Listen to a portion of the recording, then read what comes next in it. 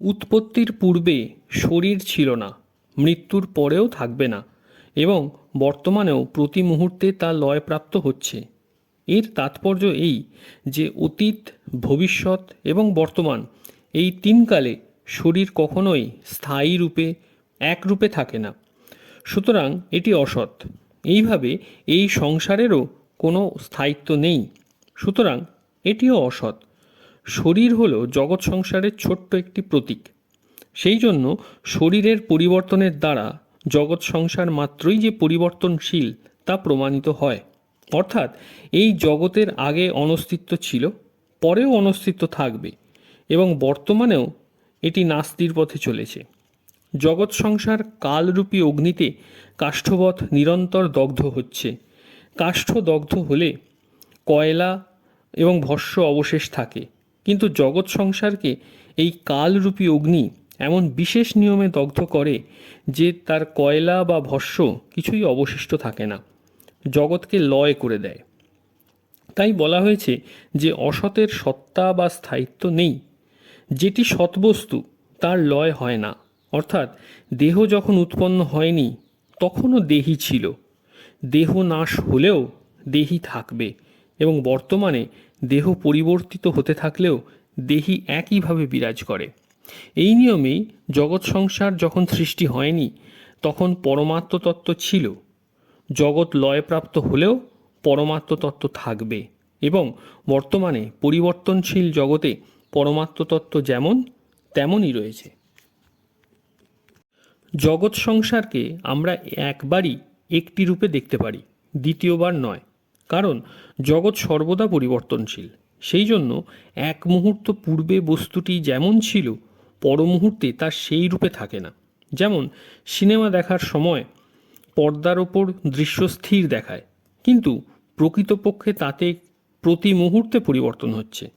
মেশিনে ফিল্মটি বেগে চালিত হওয়ায় এই পরিবর্তন আমাদের চোখে ধরা পড়ে না।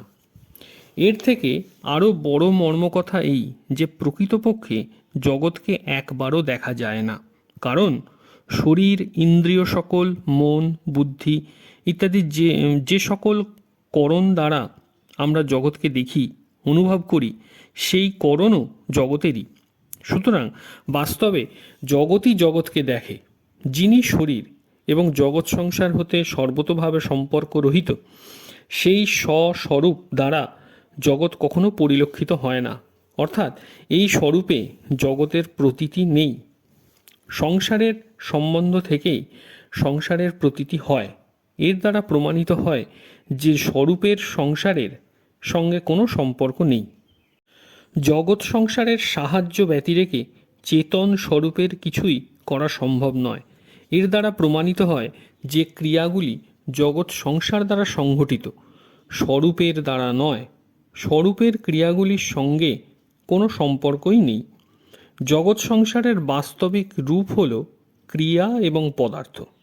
যখন ক্রিয়া বা পদার্থ কারো সঙ্গেই স্বরূপের সম্পর্ক নেই, তখন প্রমাণিত হয় যে শরীর, ইন্দ্রিয়, মন, বুদ্ধি সহ সমস্ত জগতেরই নাশ হয়।